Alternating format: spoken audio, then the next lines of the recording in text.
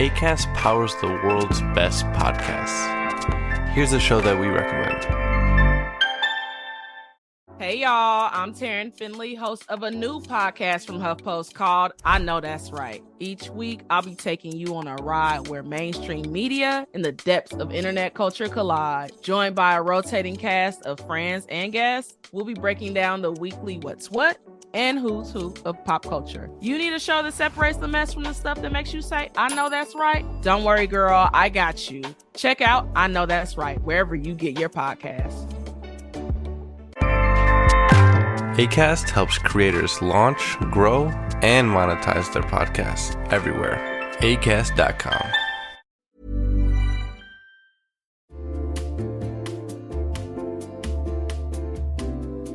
You'll know real when you get it. It'll say eBay Authenticity Guarantee, and you'll feel it. Maybe it's a head-turning handbag, a watch that says it all, jewelry that makes you look like the gems, sneakers and streetwear so fresh every step feels fly. When it comes to style and luxury, eBay gets it. They're making sure the things that you love are checked by experts. Not just any experts, specialized experts. Real people who love this stuff. With real hands-on authentication experience. So when you see that shiny blue checkmark that says Authenticity Guarantee, shop with confidence. Every inch, stitch, sole, and logo is verified authentic through a detailed inspection. That's how you know that eBay's got your back. Because when you finally step into those sneakers, put on that watch, get your real gold glow up, swing that handbag over your shoulder, or step out in that streetwear, you'll realize that feeling is unlike any other. With eBay Authenticity Guarantee, you can trust that feeling of real is always in reach. Ensure your next purchase is the real deal. Visit ebay.com for terms.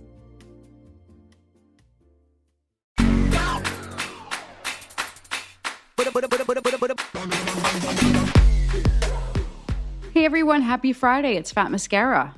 Hi, I'm Jen. I'm Jess. Listen, we've got a great interview today. We are talking to Teri from the Harlem Candle Co. I interviewed Teri when I was at Harper's Bazaar years ago, and I remember being in my little cube and just being entranced by her. A, what a voice. What a voice. And B, what a career.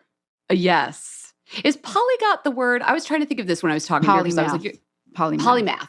She's such a Renaissance woman, like a broad. Polyglot's when you speak a bunch of languages. I'm glad I didn't say it out loud. I like the word polyglot, but yeah, she's a polymath, yeah. Her career started in being a travel journalist and TV and then moved into the fragrance and beauty world. So Teri Johnson is here in the virtual studio. To be fair, you leave the virtual studio for this interview, but you're here right now. So yes. And you have met her, so you know how fab she is. And the candles smell gorgeous. Oh, they're so good. Anyway, she's the founder of the Harlem Candle Company, which is a lot more than candles these days and is expanding into more categories. Travel and lifestyle expert. She was the host of her own show on the Travel Channel for years. She was also the producer and star in numerous promotional videos for tourism boards around the world, companies like Toyota, Samsung Galaxy, Choice International Hotels. And yeah, I met her through the industry. Jess knows her. And I was curious about her personal story because I was like, she's one of those people you talk to and you're like, wait, you've done what? Mm-hmm. And you've been where? Everything is like, wow, you're like, you remember was it tequila? The most interesting person in the world. Yeah. Right? Like Teri feels like a version of that. She's the most interesting woman in the world. I don't know, a little bit. So everybody settle in. We're going to get to know Teri. Take a little trip back in time to experience the Harlem Renaissance and, what that might have smelled like.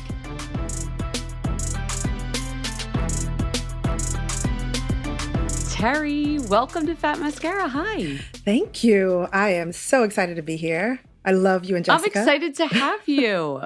It's been a minute before we got together. I think the last time I saw you was in the fall. And then I went crazy this Christmas and bought a bunch of your candles to gift to people when I was at CO Bigelow.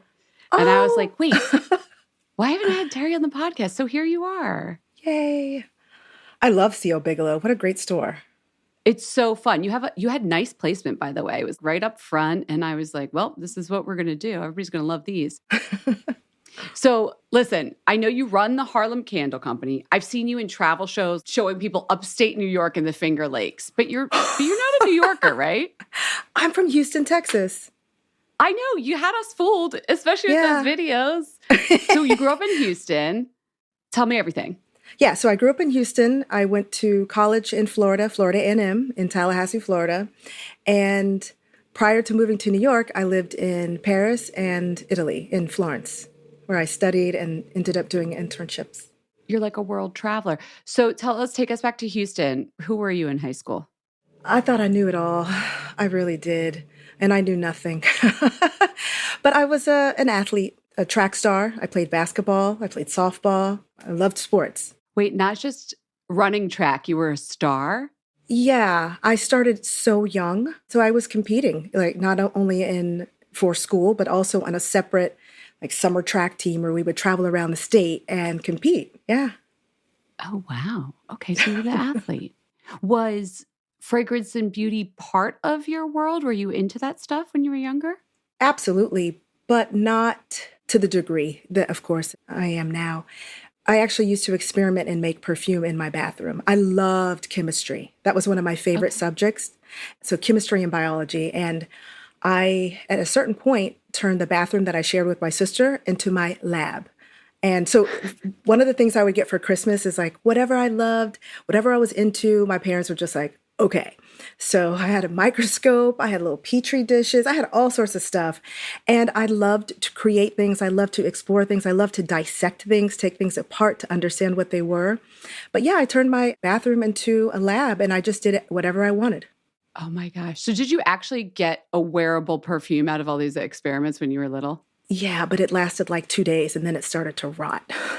Oh, we didn't have a fixative. We didn't have preservatives. No. None of that. And then I would get my friends to tell me if they liked it at school. And none of them could believe that I actually made it. But I didn't know what I was doing. I had no idea. I was just finding things around the house, in the yard, in the garden that I thought smelled good and just putting things together. I mean, in some cases, it'd be like things from the potpourri dish. It'd be whatever. Yes. If you were to go back and tell little Teri, look at me now, do you think she'd be surprised that this is what you're doing? Absolutely not. No, I knew I was going to do something different, but you had to figure out what you're going to major in college. You had to just say, okay, fine, I'll study business. But I knew I was like, I'm doing something different. Okay, so you did study business, I guess. Yeah, I have an MBA actually. Oh, but wow. I just needed to get to New York. I needed to be in a city like New York or Paris. That's what I needed. How long did you live in Paris? For a year. Yeah. I studied French and French civilization at the Sorbonne for a summer and then ended up doing my graduate internship there. Okay, so I mean, this must have instilled your love of travel because I know before you founded your company, you were like a travel host and a writer, right? I was, yeah. How'd you get into that? Well, I loved travel. And because when I was in high school, I studied abroad. I lived in Spain with a family and came back and I was able to speak Spanish pretty fluently. And I just really loved culture. I loved language. I loved everything that came with it. And when I came back, seeing all the other kids at school and my family realizing how much I had grown and how much I had matured and learned, it was like, I don't ever want to stop. I want to keep going. I want to learn as much as I possibly can because I came back feeling so enriched and inspired and aware. So you've been to Spain, Paris, then this is part of your job. What are some of your favorite places that you've traveled to? Ooh. You know what? I actually just came back from Peru. That was I came back from Grenada 2 days ago. That was my 71st country. Teri, stop. 71 countries? Yes. Well, it's because I lived in Europe. And when you live in Europe, it's so easy to travel to so many different places in Europe, in Africa. I mean, you're right there. It's so easy. And then when I was working as a travel host, I had my own show called Travelista TV and then Travelista Teri. And I traveled throughout Asia. Yeah, I've just 71 countries. Do you still do anything with that? I mean, you're running a company now, of course. Do you have time to let me just make a travel video for everyone? I do. I travel, but I don't have to talk about it anymore. I don't have to write about it anymore. Yeah. 2 days ago, I received a royalty check. And from Travelistas? Yeah. Guess how much? Oh, I don't want to insult you. I don't know. I've heard of crazy things like people getting 13 cents for a commercial they did when they were a child. It wasn't that bad. $4.35. That's pretty good. Right. Starbucks. Oh, you're still getting royalties. I love this. Yeah, that was for a quarter. So. Oh my gosh. Mm-hmm. How long did you do the travel thing? I was doing that for about 10 years. I looked like I was successful. A lot of people were like, wow, you had a series on the Travel Channel. You were doing this with BET and TV1. I looked like I was successful. I was so broke. Oh. I didn't have any money. And part of the reason why I started making candles, honestly, the reason why I started making candles is because I didn't have money to buy Christmas presents. And I was like, I'm going to make them. Okay, so this was like not a hobby even. It was just like, well, I have to reciprocate with the gifts. Well, but I love giving gifts. And when you don't have money, it's like, well, what are you going to do? And I was like, You know, when you were a kid, you used to make things for your parents. Yeah. Oh, I'm going to make my dad this. I'm going to make my mom that. And I figured I can make some candles. And I'd also met a chemist who had made perfume or fragrance oils for different candle brands. And so he had given me some of these candle fragrances. And I bought a candle making kit and the wax and some glass jars on the internet. And I just had fun in my kitchen. At this point, were you living in New York City? Oh, yeah. This was in 2014. Okay. Were you living in Harlem? Oh, yeah. I was here. Yeah, absolutely. I've been here for like 20 years. I know. You had the Southern upbringing, so we had to get through that. But like, I've seen a lot of fragrance companies based on a place. And I feel like what's unique about your company is it's sort of based on both a place and a time. So can you tell me what sparked this interest in the Harlem Renaissance? And I mean, I'm guessing here I know your company background, that is the time that kind of inspires you. Am I right about that? Absolutely. Well, what's interesting though, and I only think I really understood this about a year ago, my life in Paris. Yeah. There are so many people from the Harlem Renaissance time period who ended up going to France and spending time in France. Josephine Baker Avenue. I mean, there's so many symbols of Harlem and the Harlem Renaissance and these celebrated icons that we might not even really know that much about here in America, but over in France, they're famous. Mm-hmm. They are revered. James Baldwin, all these people. James Baldwin lived the last 17 years of his life in Saint-Paul-de-Vence. Josephine Baker has the highest military honors in France. She worked as a spy for the French resistance. She is an icon there. She was the face of all of these different products because she was so famous. And of course, she spent some time in Harlem and spent some time in New York, but France is where she fell in love and wanted it to make it her home because she didn't have to face the segregation and all the discrimination that she had to face here in the 1920s and 30s. So it really, I think the seed was planted. Yeah, in France. Did you go to her, I think her villa's there still or something? Yeah, but that's not in Paris. But no, I've not been to her Chateau Millard. I haven't been to her chateau or where it was. But there's a very long avenue. I forget in which arrondissement, but yeah, there's symbols. I mean, even when you go into museums and you go into art stores and you know, she's very celebrated there. Almost like, you know, how we have Marilyn Monroe here and you can see her everywhere. Josephine Baker. Yeah. Over there. So it kind of got into your blood, huh? That's where the seed was planted. And I think that's where my excitement and the idea for doing a brand inspired by Harlem and the Harlem Renaissance, because I think sometimes if you might be from a place and you live here, you don't realize how special it is outside of America. You don't realize how special it is in other places and the impact that these people and this time period has had on music and jazz around the world. But because I lived in Paris and I got to see it, I got it. And then you got to go live there and move there. And you're in Harlem, maybe still working as a travel host. When you first made those candles, though, were they inspired by this Harlem vibe? My first batch of candles I called La Maison de Bougies de Teri. Teri's House of Candles. We got a little Francophilian in there, at least. And, okay. They were so ugly. I mean, they just looked like, I printed the labels on my little printer. It was cute, but it was personal. My parents still have them. They still have these candles. They were like, oh, this is so nice. But they loved the fragrances because they weren't just some fragrances that you would find anywhere. My friend who's a chemist made them up just for me. He's like, what do you want? And I was like, well, and I just gave him my ideas. And he didn't even write the formulas down. He just mixed some stuff and gave it to me. And then I was like, hey, I want more. People loved it and they want more. He was like, oh. Was that the start of it? Like right then? Yeah. Well, then after I was encouraged by my friends and family because they knew I was broke. They were like, well, you need to figure something out because this travel thing isn't working. Even though it looked good, optics, fantastic. But reality, I wasn't really making any. And this was before the influencer in the travel space.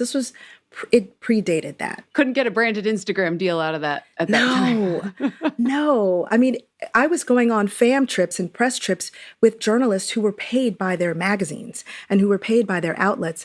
I had to figure out how I was going to come back and monetize it with all this content. So I'm recording the content, producing it, editing, a lot of times editing or hiring editors to come up with this series of videos and then selling them to different outlets. And a lot of them are in Europe, which is kind of funny. But you must be so proud of that. That's like, you're your own little CEO. Like you know what I mean? Before you even started this company, you were your own company for being your personality. Do you look back at those videos fondly, or what do you think when you look back? Yeah, I look back and I mean, they're vintage. A lot of them are in SD. They're not even HD. Okay. But I'm like, oh, vintage. I look back and I just see someone who was trying hard. She was okay, but she wasn't really meant to do that. She's meant to do what she's doing right now. I love that. And that was just training. And I had no idea, but that was training. So it's probably, did it feel like Kismet when, you made these gift candles? Like, when was the moment when the spark when like, wait, I should take my love of Harlem and Josephine and the Renaissance and these beautiful things that are celebrated in France and put them in with the candles? How'd that happen? So, and I don't think I've ever told this story, but I will tell you because I think your audience will really appreciate this.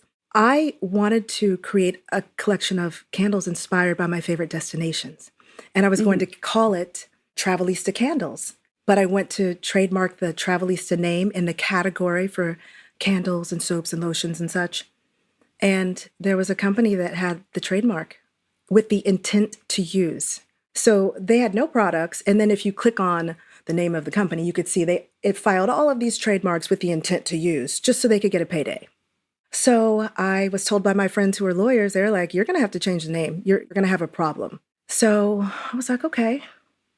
And most of the time when I was making the candles and enjoying that whole process, I was listening to jazz. And I said, well, what if I just base it off of the Harlem Renaissance and these cool icons that I adore?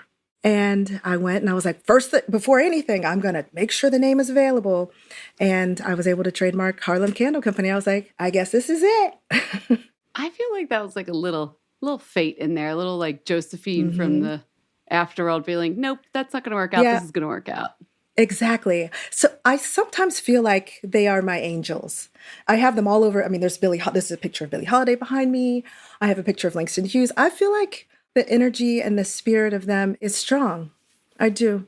I would love to talk to you about some of these angels of your company and that are your inspiration. Because like I said, I mean, the place idea was good. The Travelistas would have been good, but this gives it even more of a soul, right? Because these are people with fleshed out lives and they went to these places that are still in Harlem. So can we talk a little bit about some of them? You mentioned Josephine Baker, and I have the Josephine. Is this an eau de parfum? Because you, of course, make it is. Yes. fragrances now as well, not just candles.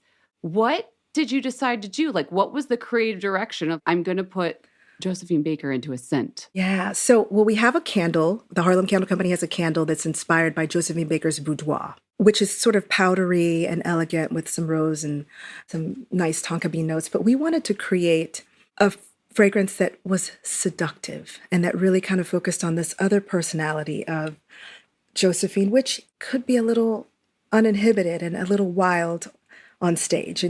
Josephine's a banana skirt.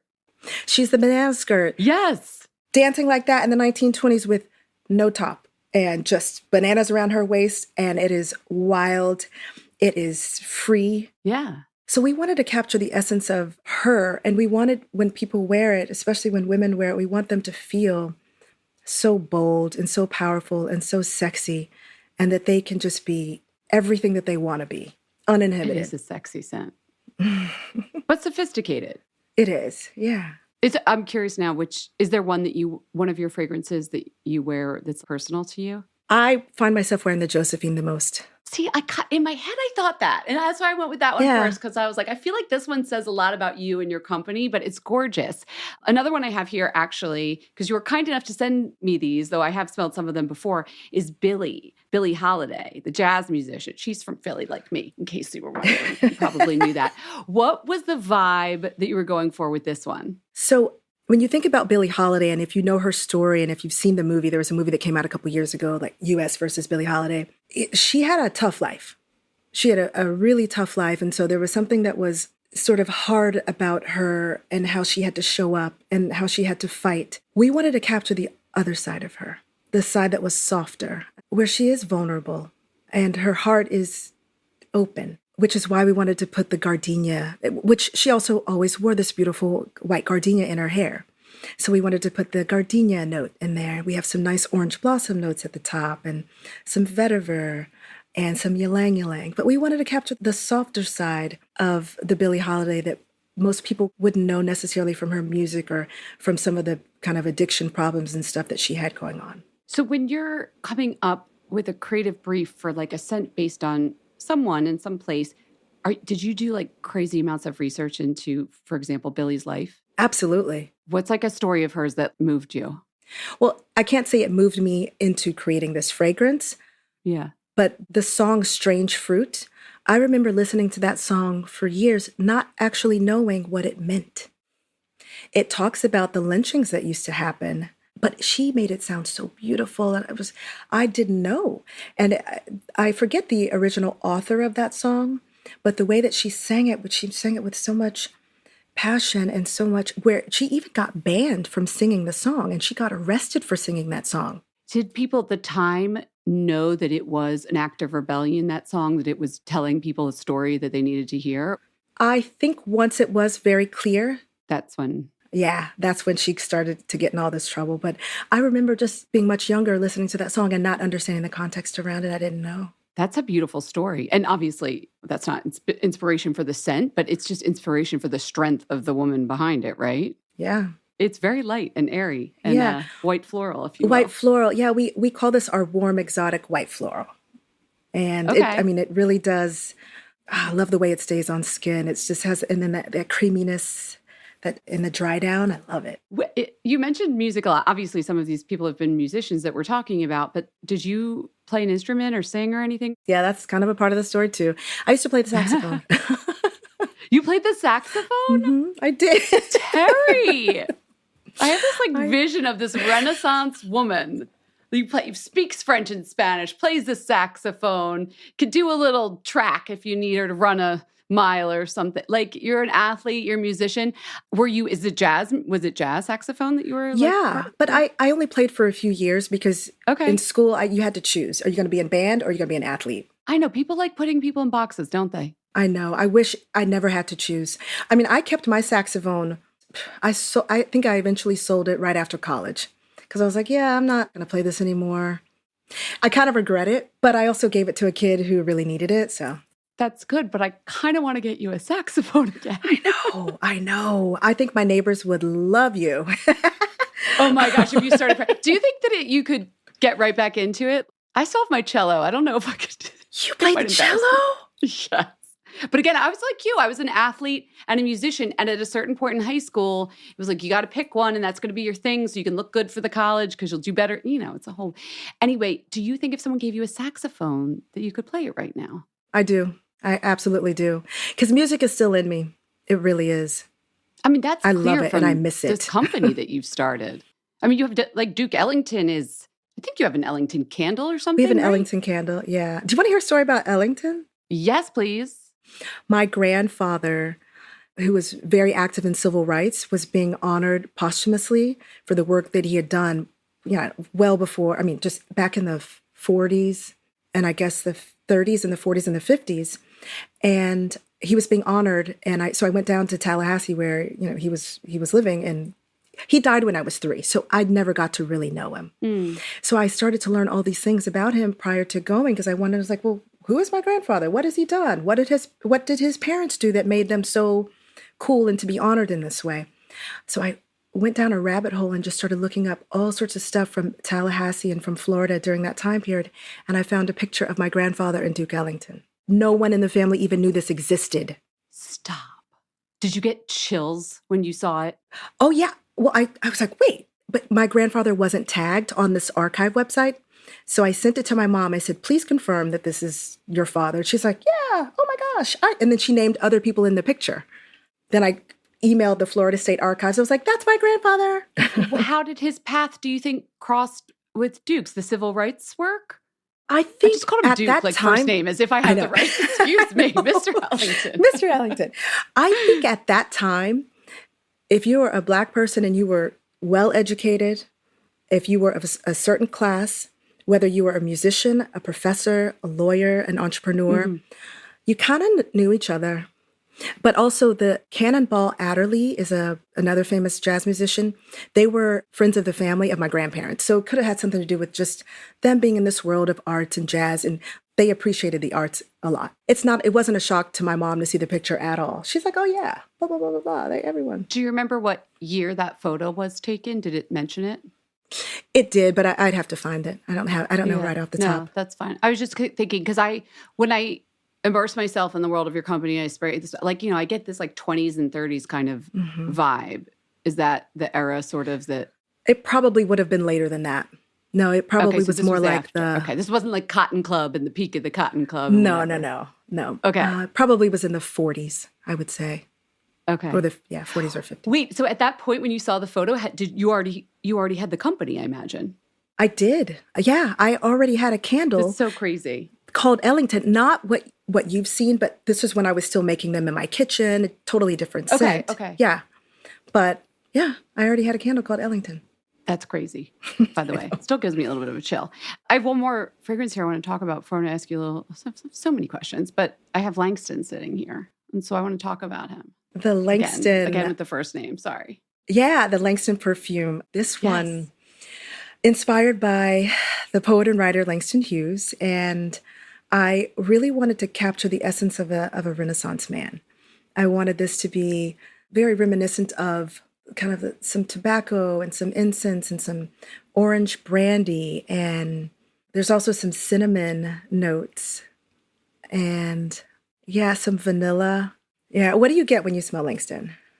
This is an amazing smell for me. I remember the cigar boxes that we used to I don't know, we would make crafts with them. Like my parents didn't smoke, but at school and you open up the cigar box and that wood plus the raisiny tobacco smell would still be in there. And that's I get that vibe from it. Ah, nice. I don't know. Was he a smoker? I don't know. Oh yeah, he was a big smoker. I could just picture a typewriter. I have a vision of yeah. And he used to do so much of his work really, really late at night. And so also just wanted to put some of the more boozy incense notes in there. Yeah, that's the vibe I get from, so the candle I ended up buying for a bunch of people is the Speakeasy candle. I actually have it burning right now in honor of this interview. That has like a boozy kind of vibe too, right? Totally. Mm-hmm. It's good. Thank you. Really good.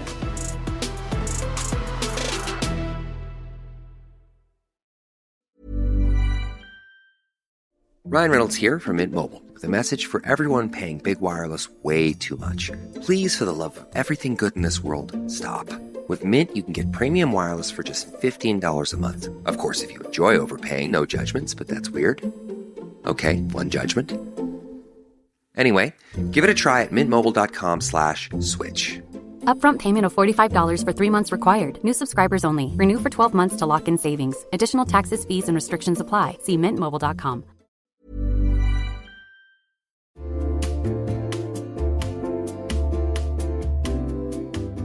Let's talk about ritual supplements, shall we? How many experts have we had on this podcast talk about skin? They all say the same thing, and that is you can't just be putting products on your face. Good skin comes from the inside out, and that really makes sense to me. And now Ritual's new Hyacera can provide you daily wrinkle support from within. It's a supplement that helps minimize wrinkles and hydrate skin from the inside out. Don't you love that?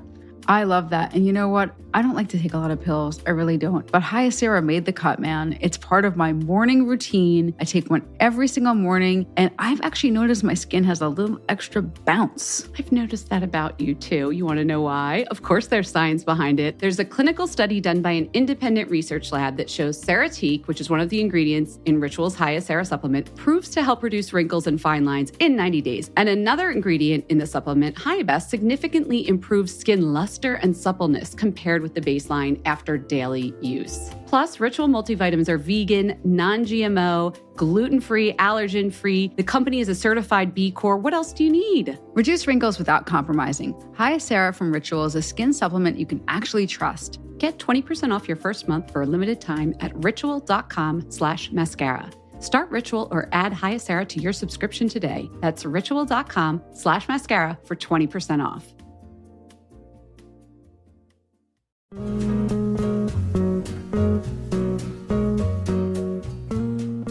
Jen, you know what makes me feel really fantastic? That feeling when I just leave the salon and my hair looks incredible. But you know what makes me feel less than fantastic? Suiting up to go to the salon, sitting there for hours, and then trudging home.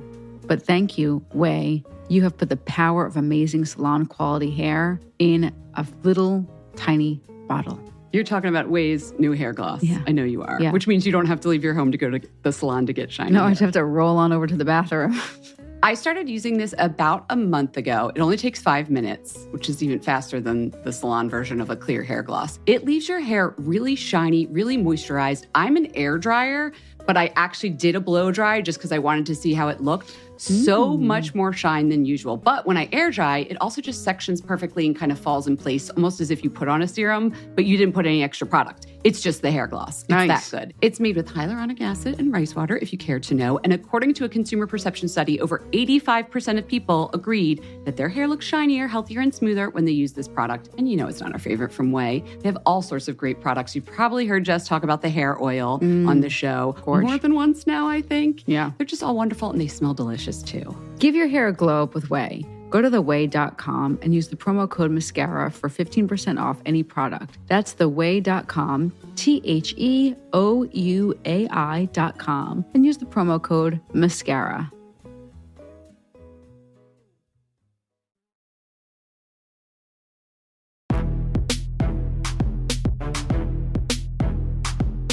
I'm curious. So when you started the company, you took it from, okay, Teri's just making for friends and family to like, I'm going to, put this out in the world. I read this story and I want to know if it's true because I wasn't able to fact check it, that your parents had saved up money for your wedding. And instead, and you were like, no, I want that money so I can start a company. Yeah, but so it was originally published in Inc. magazine, which that was all factually correct. But then so many other outlets picked it up and kind of twisted. Set the record straight. I hate lazy journalism. Let's fix Yeah, this. so I'm What's like, the all story? you had to do was just ask me. Call me. Yeah. Right. So I was launching in Bloomingdale's and it was a pretty big purchase order.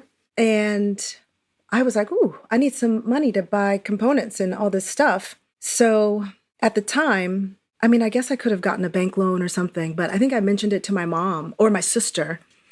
Mm-hmm. And she's like, just ask mom and dad. They have money. They could give you money for your wedding just like they gave it for me. They have it saved. It's just there. And I was like, ooh, cool. I'm not getting married anytime soon, so I need that money. Give it now. And that was it. So they basically, because my parents they had money saved. They gave my sister $50,000 for her wedding. And so they had $50,000 for me. And I was like, come on, give me my money. That was very fair of them, first of all. Second of all, are you married? No. And I wasn't even planning on it. Okay. This is just like taking on a life of its own. She decided not to get married. I had a boyfriend at the time, but I didn't even like him. Wonder if he read the Inc. story and he was like, well. No. I was like, I'm not getting married anytime soon. It sounds very feminist, though, the story and the retelling that, and then the way it's gotten changed around of like, I reject the marriage. Instead, I will start a company. And like, but I never really wanted to have a wedding anyway. Okay. Why not? All that planning and all the drama and all the personalities and all of the, I've been in so many and seen so many. And I'm like, ooh, I do not want to do that. Let's just elope and have a party. And everyone come. Yeah. No, I get it. And just dealing with all the family dynamics. My parents are divorced and, everyone, no. And it's not about you. It's always about other people at your own wedding. That's what I've seen with friends. Yeah, that's why I've just not ever really wanted to have a wedding. Or if I do, it's something small and very intimate. Yeah. Scented with a white floral, perhaps Billy in the air. Ooh, yeah. What's next for Harlem? I still have more questions about travel and things. You don't think you're going anywhere yet, but I want to know what's next for Harlem Candle Company. It started candles, then there was perfumes. What's going on now?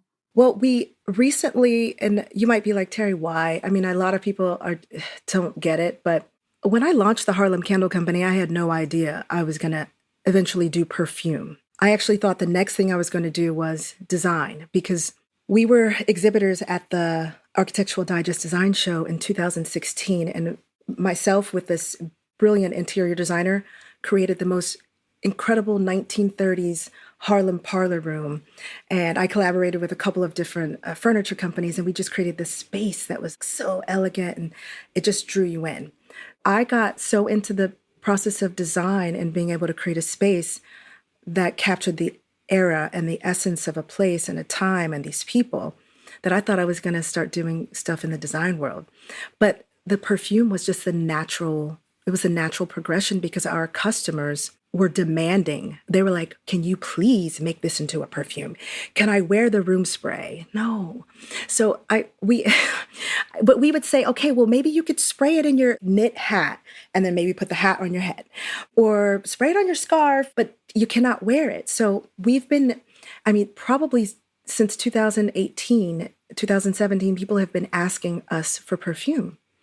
And I guess I never felt like it was something that I could do, because when I think of perfume, I think of all these really high-end brands, these legacy brands that have been around for so long, these French houses and the Maison de Dodo. I just never thought that I could do it. But I said, I can just reinvest the money that I'm making from Harlem Candle, put it into Harlem Perfume, and let's just try it. And it's worked, because the Harlem Candle Company is mostly a direct-to-consumer brand. We're in about 140 stores, but we're mostly direct-to-consumer. So I figured, let's just start. We already have these customers asking for it. If they spend a certain amount, they get a free perfume sample, or you can buy the perfume samples. And that's how we started to convert our candle customers into perfume customers. You were listening to the customer. They were telling you, we want this. That's what makes a good business, when you actually give people what they ask for, right? Right. They didn't ask us. It sounds crazy to be like rocket science, but right. Yeah, they asked. I'm sure you've seen brands that have not done that. Yeah, but I wouldn't be here if it wasn't for my customers. So I love to listen to them. I love to do Instagram lives and do those things that where we can interact and where I can answer their questions. So, was there a particular candle that you got the most requests to make into a perfume? Speakeasy. Okay. And I know you can't, correct me if I'm wrong, you can't take a candle scent and then that's your perfume scent just like that. You have to build it from the bottom up again to with the same inspiration. Yeah. Well, so, okay. This is what's a little wild though. So the perfumer who created Speakeasy is Catherine Seleg. She's amazing. She just won a Fragrance Foundation Award, a CEW award. She's fantastic. Because she's a fine fragrance perfumer, when we first developed the Speakeasy, she gave me a bunch of samples and they were all little perfumes, little atomizers. It wasn't in the format of a candle. So I had been wearing the Speakeasy for years. And I was like, man, this is good. This really could be a perfume. But when people started asking to create that into a perfume, that's when I was like, well, it actually started out more as a perfume. So you went back and revisited her original creation that was then changed to a candle formula, went back to that, and that became the base of the perfume formula. Exactly. So is that the one, because a couple you have that's a candle and there is a perfume with the same name, but they pretty much smell similar. Yeah, the Speakeasy, the same fragrance profile for the most part. Got it. Yeah. Oh, I can see why people would ask for it. It's because they're complex room fragrances. Like they do smell, clearly it was from a fine fragrance, like a perfumer. So yeah, makes sense to me. So you did perfumes. What are people asking for now? Or what do you want to do? Well, we started doing design. And so I hired an illustrator to do some really cool illustrations of all of these iconic people like Langston Hughes and James Baldwin and Josephine Baker. And we created a series of journals, and this is under the Harlem Design Company. And yeah, we just launched them. I know. It's like all things Harlem. So writing journals, you mean, right? Yeah. I think we sent you one. No, you didn't get it? I have a box of things from you and it's lovely. And I was like, okay, I'll get to this later. I'm sniffing things, Teri. Okay. Well, so it's a writing journal, notes. Like blank note pages for whoever wants to be the next Langston Hughes. Exactly. And they're really pretty. Yeah. And it's gold. My approach for each one was to tell another story of the Harlem Renaissance that connects the candle. Because I feel like at this point, because I've become such a student of this era, and I'm so in love with them and the spirit that I want to just keep going. And if I can do that a little bit with design, with fine fragrance, perfume, and home fragrance, why not? Yeah. And it's like, here we are 100 years later, and you're just retelling their stories in their honor. And that's really cool. Yeah, it's fun. I feel really blessed to be able to do it. Well, before we do the Fat Mascara 5, I have to ask a little bit more about travel, because I was like, there's no way I'm having Teri on the podcast and not getting some travel tips from her. Because now I know you've been to 71 countries, so I have to ask. You've been on the road. Did you ever get beauty treatments or services on the road, like when you were traveling? And is there any good one that comes to mind? Best service you've had? Well, you have to remember when a lot of this travel, if the service wasn't free with the trip. Sometimes the best things in life are free. Okay, so when I was in the Dominican Republic, I had in the river. It's this beautiful river. There's a waterfall in the background. I'm in the middle of it where it's very calm, a little elevated, and I got the most beautiful coffee scrub and massage. Wait, next to a waterfall? Yes. Like you were in a movie? Yes. That sounds fabulous. It was, yeah. What about in your travels? Would you ever shop for beauty, fragrance, things like that? I know you love fashion too. I was always bringing some little token of the place home. And I loved when they have these marketplaces where you can get a little sachet of lavender from that region. Because the lavender, depending on where you are, in Croatia, it's different than it is in Italy. It's different than it is. It's so different. So I love markets and going to shop, especially the local vendors and local markets. So soaps, I love buying those beautiful sort of French milled soaps. Those are also really great gifts.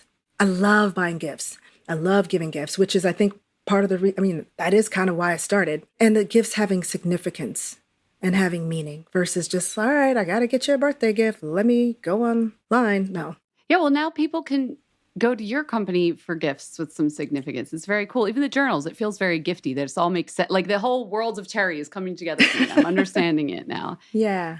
And I love those soaps too. I never have the heart to use like a soap I've gotten from abroad. They just I put them in the sock drawer and things and use them that way because I just like the heft of them. Yeah. A good bricky soap. They're so good. I want to get into those, but it's really, sourcing and trying to find a maker, a company that would be able to just do a limited or small run. They don't want to touch it. They want to do like 5,000 minimum. Yeah. It might be something that if I were to do it overseas, it might be a lot easier. I don't doubt that you could figure this out if this is what you wanted to do. How quick, like your company and what you've built in the last couple of years. No, it's like, how many years have you? It's 2016 you started? 2014. So it's your 10th birthday? No, it's not. You know what? 2014 is when I started making them in my kitchen. Oh, okay. So it's when the really, seed was planted. Yeah. But I would say December of 2015 is when I launched the candle look and packaging and stuff that you can see today. Okay.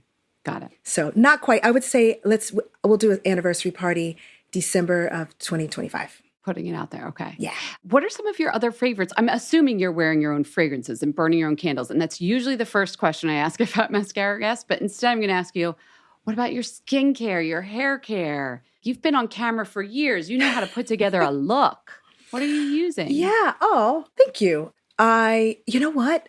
I'm not loyal to any one thing. So all it takes is for a friend who's like super into it to refer something or, oh yeah, we should go to Recherche Biologique and get these facials. And then, so I did that and bought all these products. So that's what I'm using right now. But when that runs out, I'm going to be using something else. And your skin can handle this, like you moving around trying different things. Yeah, because I mean, I'll be honest. I haven't really been into skincare and having a routine only until maybe like 3 years ago. Okay. I was just kind of using Cetaphil. That's fine. It's So like, it works. okay. Listen, spoken like a person with good skin. It's fine. You're allowed. Probably that's why you have good skin, let's be honest, because you didn't mess around with stuff. What about makeup? What do you like for makeup? So I love Minted Cosmetics. I use their foundation, their contour stick. I love Fenty for a contour stick as well. Good old MAC foundation. But honestly, if someone were to give me a gift bag and it had something else in it and I tried it, I'm like, ooh. I mean, I still use this stuff called Mixed Chicks that I got at a goodie bag in like 2009. I still use it. It's not the same jar. I hope you've replenished. No. Oh my gosh, I go through that stuff. I was going to say your hair product is less. No. But I got it. I got a little sample this big and I was like, oh, this is amazing. Wait, which it's product? called Mixed Chicks. And But they it's have for, more than one product. Oh, it's their leave-in conditioner. It's their leave-in got it. cream. It's this yellow Yes. bottle with the leave.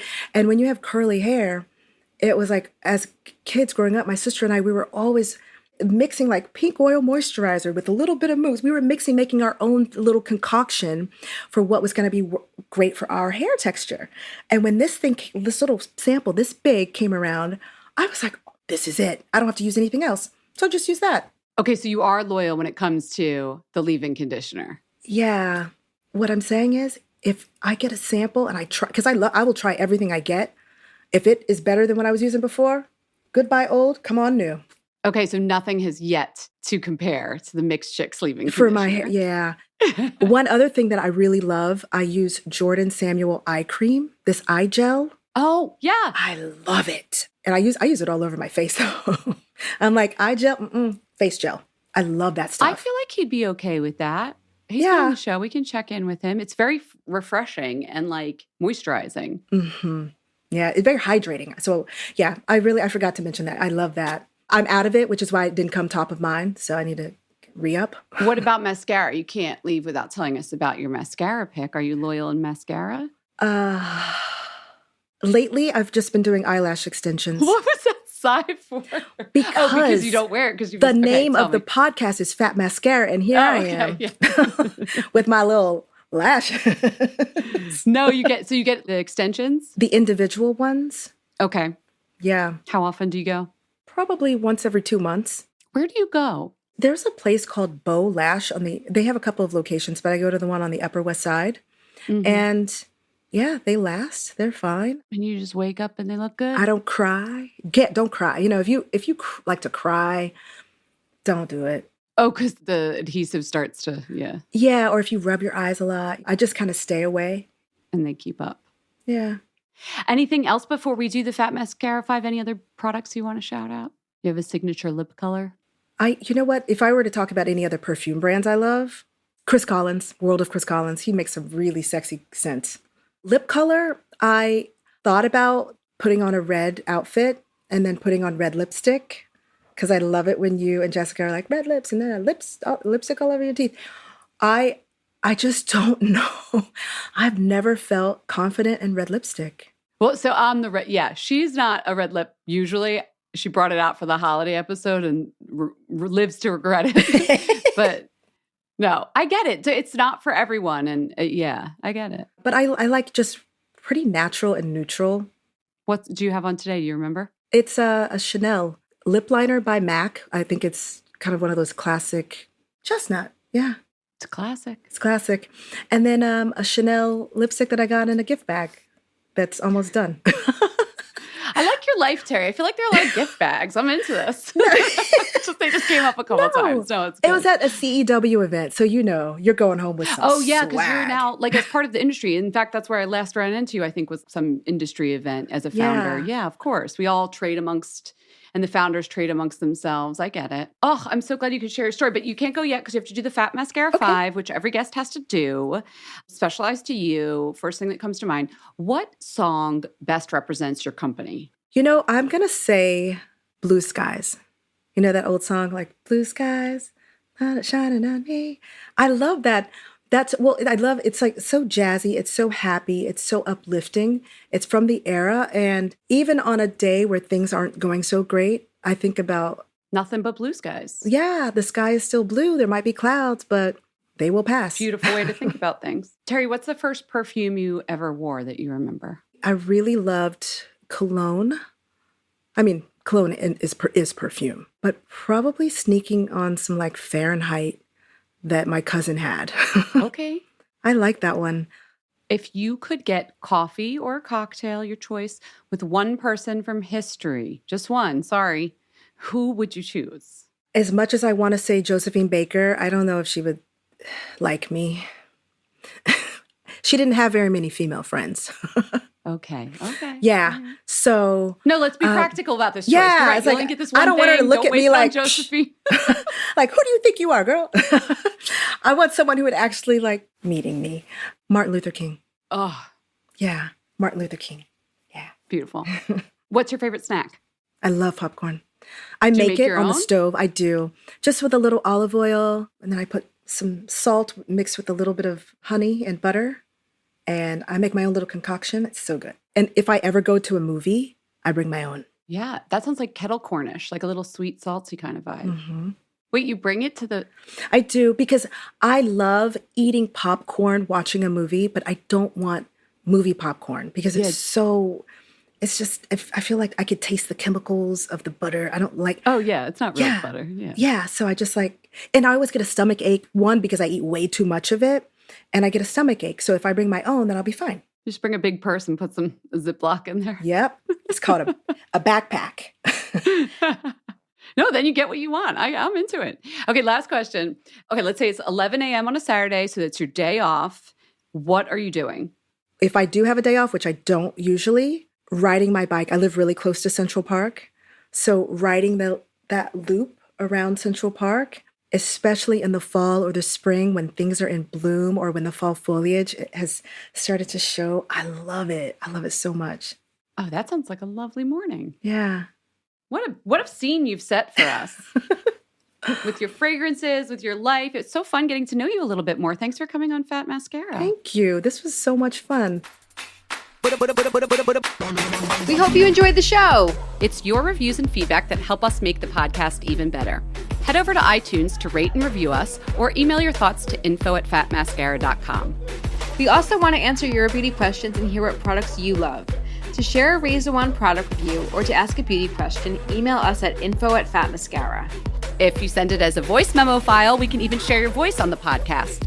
You can also do that by leaving us a voice message. Our phone number in the United States is 646-481-8182. Thanks so much for listening.